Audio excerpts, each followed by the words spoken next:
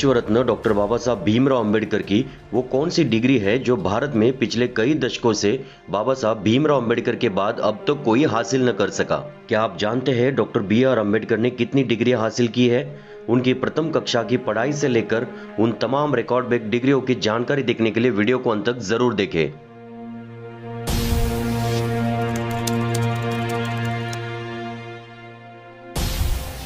Doctor Ambedkar ने भारतीय संविधान की रचना में प्रमुख भूमिका निभाई है। इसी के साथ उन्होंने अपनी विद्वत्ता की छाप समाज के हर क्षेत्र पर छोड़ी है। अधिकतर लोग डॉक्टर अंबेडकर को केवल भारत के संविधान निर्माता के रूप में जानते हैं और कुछ लोग उन्हें एक दलित नेता के रूप में जानते हैं, परंतु यह पूरा परिचय नहीं है, ये तो अंश मात्र परिचय है। वास्तव में वे एक लोकप्रिय भारतीय विधिवेत्ता, राजनीति तज्ञ, चिंतक, विचारक, समाज सुधारक, अर्थशास्त्री, प्रतिभाशाली एवं जुझारू लेखक और राष्ट्रभक्त थे।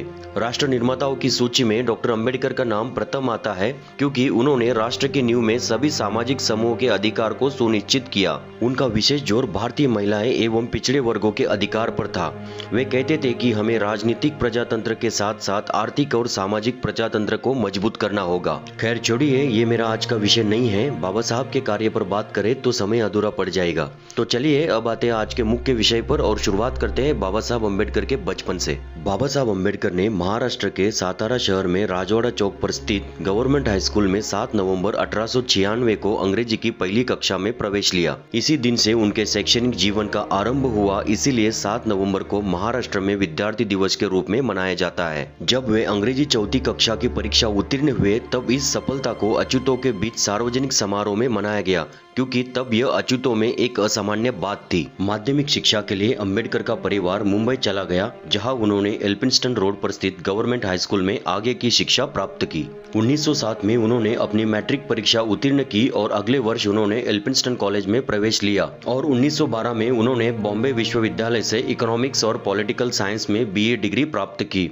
इस स्तर पर शिक्षा प्राप्त करने वाले अपने समुदाय से वे अकेले व्यक्ति थे। इसके बाद वे बड़ौदा राज्य सरकार के साथ काम करने लगे और आगे 1913 में अम्बेडकर 22 साल की आयु में अमेरिका चले गए, जहां उन्हें बड़ौदा के महाराज सयाजीराव गायकवाड़ द्वारा स्थापित एक योजना के तहत न्यूयॉर्क शहर स्थित कोलंबिया विश्वविद्यालय में शिक्षा का अवसर प्रदान हुआ। बड़ौदा सरकार द्वारा उन्हें 3 साल के लिए छात्रवृत्ति प्रदान की गई थी। सन 1915 में बाबा साहब ने कला शाखा से MA परीक्षा पास की, जिसमें मुख्य विषय अर्थशास्त्र था और का research thesis ancient Indian commerce यानी प्राचीन भारतीय वाणिज्य था। इसी के साथ बाबा साहब ने सोशल साइंस, एंथ्रोपोलॉजी, हिस्ट्री और पाली जैसे विषयों का भी अध्ययन किया। सन 1916 में दूसरा रिसर्च थीसिस प्रस्तुत किया, national dividend of India, A historic and analytical study. इसी के साथ 1916 में ही तीसरा research thesis evolution of provincial finance in British India प्रस्तुत किया। बाबा साहब के इस संशोधन के लिए उन्हें कोलंबिया यूनिवर्सिटी ने 1916 में PhD इन इकोनॉमिक्स से सम्मानित किया। इस डिग्री के बाद डॉक्टर बाबा साहब भीमराव अंबेडकर के नाम के आगे मानद डॉक्टर की उपाधि के कारण उन्हें भारत में उच्च शिक्षित व्यक्तित्व से पहचान मिली। बाबा साहब को 3 वर्ष तक की अवधि के लिए मिली हुई छात्रवृत्ति का उपयोग उन्होंने केवल 2 वर्षों में अमेरिका में पाठ्यक्रम पूरा करने में किया और 1916 में वे लंदन गए, क्योंकि बाबा साहब की पढ़ने की भूख अभी थमी नहीं थी। बाबा साहब ने लंदन स्कूल ऑफ इकोनॉमिक्स में प्रवेश लिया, जहाँ उन्होंने अर्थशास्त्र में पोस्ट डॉक्टरेट की थीसिस पर काम करना शुरू किया। लेकिन जून 1917 में विवश होकर उन्हें अपना अध्ययन अस्थायी तौर पर बीच में ही छोड़कर भारत लौटना पड़ा, क्योंकि बड़ौदा राज्य से उनकी छात्रवृत्ति समाप्त हो गई थी।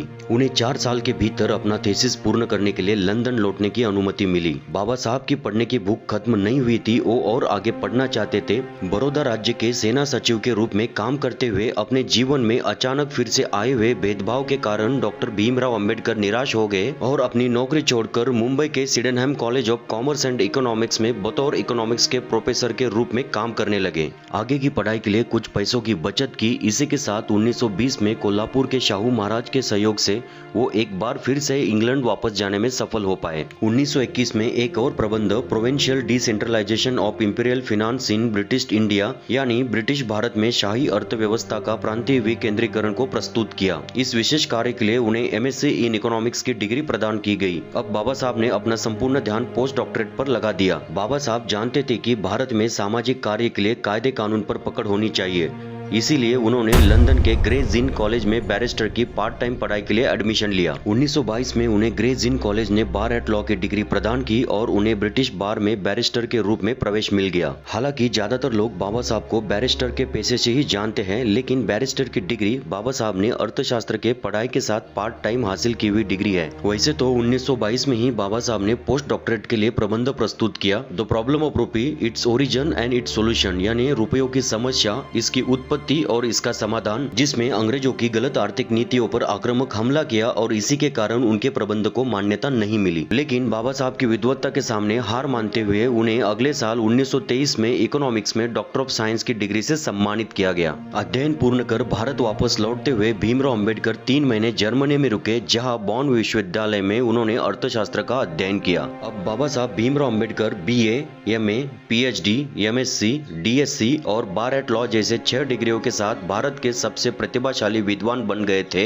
इतनी सारी डिग्रियां अन्य किसी भारतीय नेता के पास भी नहीं थी। सन 1896 से लेकर 1923 तक 27 साल बाबा साहब ने अपना जीवन सिर्फ पढ़ाई में लगा दिया, जो किसी आश्चर्य से कम नहीं। कोलंबिया और उस्मानिया विश्वविद्यालय ने 1950 के बाद तीसरी और चौथी डॉक्टरेट LLD और D.Litt से बाबा साहब को सम्मानित किया है। अब आते हैं मुख्य सवाल पर, बाबा साहब अम्बेडकर की वो कौन सी डिग्री है जो आज तक किसी भी भारतीय को हासिल करने नहीं आई? तो इसका जवाब है सन 1923 में बाबा साहब को मिली doctor of science in economics की डिग्री। जी हाँ, 1923 से लेकर आज तक 100 सालों में किसी भी भारतीय को DSc इन इकोनॉमिक्स की डिग्री हासिल करने नहीं आई। बाबा साहब अम्बेडकर भारत के अब तक के सबसे महान इकोनॉमिस्ट है। ये उनके डिग्रियों से भी पहचाना जा सकता है, जैसे कि BA economics, MA economics, PhD economics, MSc economics, DSc economics और बार एट लॉ। इन 6 डिग्रियों में 5 डिग्रियां तो केवल इकोनॉमिक्स की है और DSc इन इकोनॉमिक्स तो बाबा साहब के अलावा अन्य किसी भी भारतीय को अब तक हासिल करने नहीं आई। तो चलिए इसकी जांच करके देखते हैं। भारत के प्रथम अर्थ मंत्री R.K. शनमुखम चट्टी से लेकर निर्मला सीतारमन तक कुल 28 अर्थ मंत्री हुए हैं, लेकिन केवल मनमोहन सिंह एकमेव ऐसे अर्थ मंत्री है जिनके नाम के आगे डॉक्टर की उपाधि लगती है।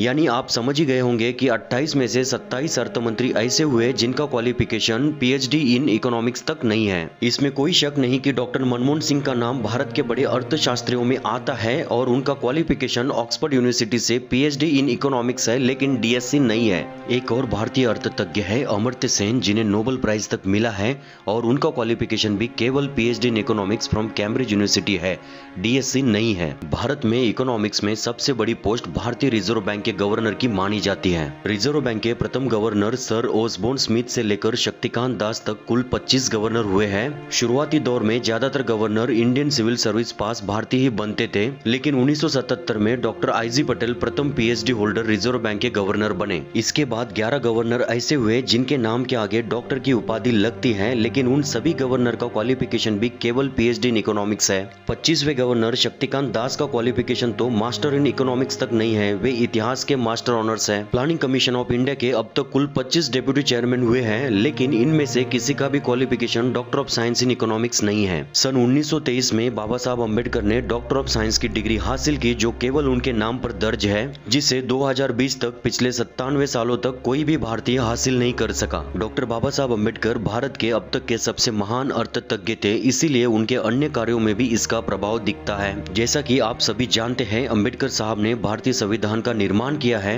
इसीलिए भारतीय संविधान दुनिया का एकमेव ऐसा संविधान है जिसमें सर्वाधिक इकोनॉमिक लॉ है, क्योंकि इसे बनाने वाला महान शख्स दुनिया का महान अर्थतज्ञ था। डॉक्टर बाबा साहब अम्बेडकर ने भारतीय रिजर्व बैंक की स्थापना में भी अहम भूमिका निभाई है। बाबा साहब का DSc का research thesis the problem of रूपी, इट्स ओरिजिन एंड सॉल्यूशन का प्रैक्टिकल रूप यानी भारतीय रिजर्व बैंक है। उनके द्वारा प्रदान किए गए दिशा निर्देशक सिद्धांत के आधार पर भारतीय रिजर्व बैंक बनाई गई थी। बैंक की कार्य पद्धति यानी काम करने की शैली और उसका दृष्टिकोण बाबा साहब ने हिल्टर यंग कमीशन के सामने 1926 में रखा था। ये कमीशन भारत में royal commission of Indian currency and finance के नाम से आया था। तब इसके सभी सदस्यों ने बाबा साहब के लिखे हुए ग्रंथ द प्रॉब्लम ऑफ रूपी, इट्स ओरिजिन एंड सॉल्यूशन की जोरदार वकालत की और उसकी पुष्टि की। ब्रिटिशों की वैधानिक सभा ने इसे कानून का स्वरूप देते हुए भारतीय रिजर्व बैंक अधिनियम 1934 का नाम दिया। लेकिन अफसोस इस बात का है, ज्यादातर इतिहासकार और नेता बाबा साहब भीमराव अम्बेडकर को केवल दलितों के नेता के रूप में प्रचारित करते हैं।